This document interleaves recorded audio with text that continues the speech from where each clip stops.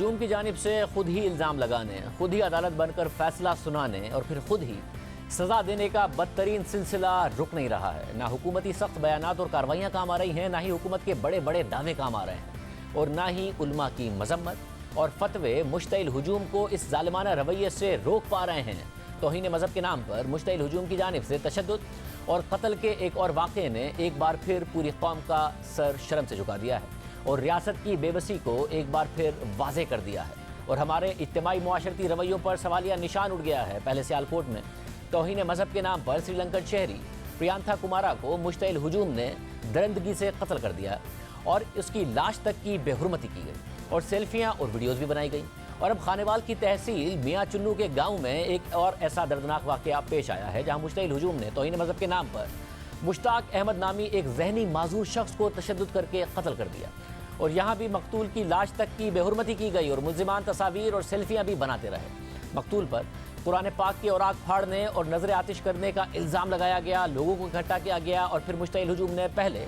اس شخص پر بدترین تشدد کیا، پھر پتھر برسائے، اینٹیں ماری اور یہاں تک کہ کلہاڑی سے مقتول کے سر پر وار کیا گیا اور اس کی انگلیاں تک کاٹ دی گئیں، اور یوں ذہنی طور پر معذور مشتاق احمد کی جان چلی گئی۔ مگر ظلم کا یہ سلسلہ یہاں بھی نہیں رکا۔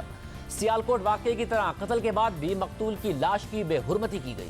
ملزمان مقتول کی لاش کو درخت سے لٹکا کر لاش پر بھی اینٹیں برساتے رہے۔ مقتول کے بھائی نے کل جیو نیوز کے پروگرام نیا پاکستان میں بتایا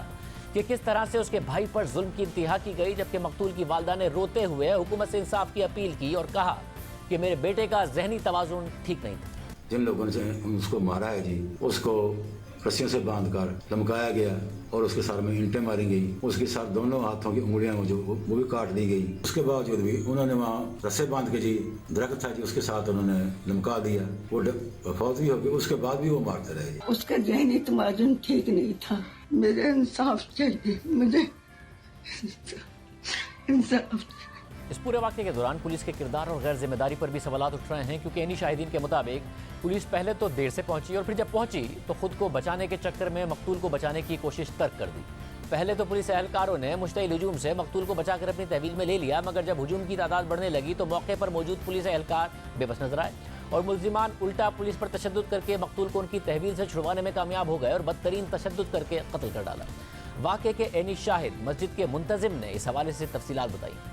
میں گھر کوئی نہ ہوں، تھانے بیٹھا ہوں ایک تفتیش دے سلسلے میں نے بیٹے فون کیتا ہے بھئی ایک بندہ مسجد وڑ گیا تے اسی انہوں پھاڑ لیا تے لئی بیٹھے ہیں تے پولیس نو بھی فون کر چھوڑیا تسی بھی جلدی پہنچو۔ میں بھی آ گیا تے ایس ایچ او صاحب بھی آ گئے، اسی اندر وڑ کے تو اس نو محفوظ کیتا ہے، کمرے دے وچ تالا لایا اس دی حفاظت واسطے۔ مین دروازہ اپنی مسجد دا اس نو اندروں کنڈے لا کے بندے کھڑے کر دیتے ہیں۔ جس ویلے میں پہنچیا اس ویلے 101 بندہ باہر جمع ہے تے اس تو بعد ہزاراں دی تعداد دے لوگ پہنچ گئے تے نعرہ تکبیر تے نعرے مرندے مرندے انہاں تکے مارن، دروازہ ترٹ گیا مسجد دا تے اندر وڑ کے اندروں اگلا تالا بھی ترٹ گیا ہے تے اندروں بندہ انہاں ساڈے کول ایس ایچ او صاحب بھی ویدا رہ گیا، میں ہی ویدا رہ گیا، پولیس دے اور اہلکاری 2-4 کھلے انہاں کٹ کے تے بجا کے باہر لا کے مار چھڈیا نے کوٹ کٹ کے۔ پولیس کا دعویٰ ہے کہ اب تک مجموعی طور پر 128 ملزمان کو گرفتار کر لیا گیا ہے، جن میں سے 21 سے زائد ملزمان مرکزی ہیں۔ اس کیس میں پولیس نے 33 نامزد اور 300 نامعلوم افراد کے خلاف قتل سمیت سنگین جرائم کی دفعات کے تحت مقدمہ درج کیا ہوا ہے۔ آج سینٹ میں بھی خانیوال واقعے کا تذکرہ ہوا۔ مختلف جماعتوں سے تعلق رکھنے والے سینیٹرز نے ہجوم کے ہاتھوں قتل کی سخت مذمت کی۔ ہمارے سوسائٹی کا ایشو بنتا جا رہا ہے کہ لوگ سمجھتے ہیں کہ وہ بغیر کسی کو ٹرائی کیے، بغیر عدالتوں میں رجوع کیے اپنی عدالتیں پرائیویٹ لگا سکتے ہیں۔ تو نجی عدالتیں اور اس طرح کی بربریت بے شک ہندوستان میں ہو رہی ہوگی، لیکن ہم یہ یہاں نہیں ہونے دے سکتے۔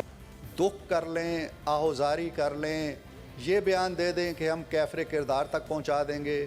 یہ کہہ دیں کہ ہم چھوڑیں گے نہیں، یہ کہہ دیں گے کہ وہ بچ کے نہیں جائیں گے، یہ کہہ دیں کہ جی آئندہ ہم ایسے نہیں ہونے دیں گے، یہ باتیں ہم برسوں سے سنتے چلے آئے۔ ہم کہتے ہیں جی کہ وہ ذہنی مریض بچہ تھا جس کے ساتھ یہ سلوک کیا گیا، وہ بچہ تو ہوگا، میں سمجھتا ہوں کہ معاشرہ ذہنی مریض ہو گیا۔ یہ چند لوگ ہیں جو ابھی تک اس سوچ کو لے کر، انتہا پسندی کی سوچ کو لے کر آگے چل رہے ہیں۔ میں فلور آف دی ہاؤس پر یہ یقین دلانا چاہتا ہوں کہ حکومت اس کے خلاف पहले भी इकदाम ले रही है, मज़ीद सख्त से सख्त इकदाम लेंगे और इंतज़ामी तौर पर भी जहाँ पर कहीं कहीं गफलत नज़र आई उनके ख़िलाफ़ भी सख्त कार्रवाई होगी और ज़रूर इसको ह्यूमन राइट्स कमेटी में भी लेके जाएँ। सानिया खानेवाल पर हुकूमत की तरफ से मजम्मती बयानात का सिलसिला भी जारी है। खुद वज़ीर-ए-आज़म इमरान खान ने वाक़े का नोटिस लेकर IG पंजाब से रिपोर्ट तलब की है। वज़ीर-ए-आज़म ने ट्वीट किया कि किसी फ़र्द या गिरोह की जानिब से कानून हाथ में लेने की कोशिश कतन गवारा नहीं की जाएगी, चुनाचे मॉब लिंचिंग को निहायत सख्ती से कुचलेंगे। मैंने IG पंजाब से मियां चुन्नू वाक़े के जिम्मेदारों और फ़राइज़ की अंजाम दही में नाकाम रहने वाले पुलिस एहलकारों के खिलाफ कार्रवाई की तफसीलात तलब की हैं। तौहीन मज़हब के नाम पर इल्ज़ामात लगने और लोगों पर तशद्दुद करने और मावरा अदालत कत्ल करने के वाक़यात में हालिया सालों में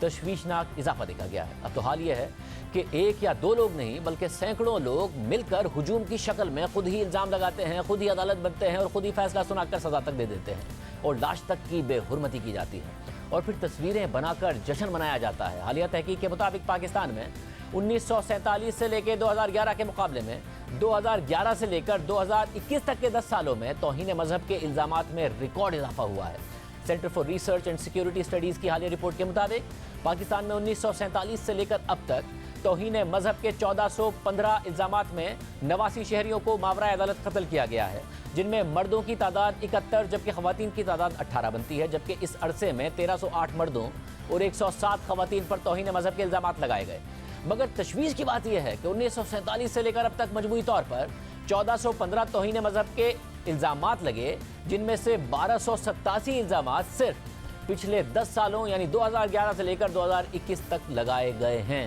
centre for research and security studies की रिपोर्ट के मुताबिक क्योंकि पाकिस्तान में ज़्यादातर तौहीन मजहब के केसेस प्रेस में रिपोर्ट नहीं होते, इसलिए उनकी असल तादाद इससे काफ़ी ज़्यादा हो सकती है। ये डेटा ये वाज़े करता है कि मुल्क में हालिया सालों में तौहीन मजहब के इल्ज़ामात में किस हद तक इजाफा हुआ है। ये सूरत हाल हुकूमत के लिए और हमारे मुआशरे के लिए भी इंतहाई तशवीशनाक है कि किस हद तक हमारा मुआशरा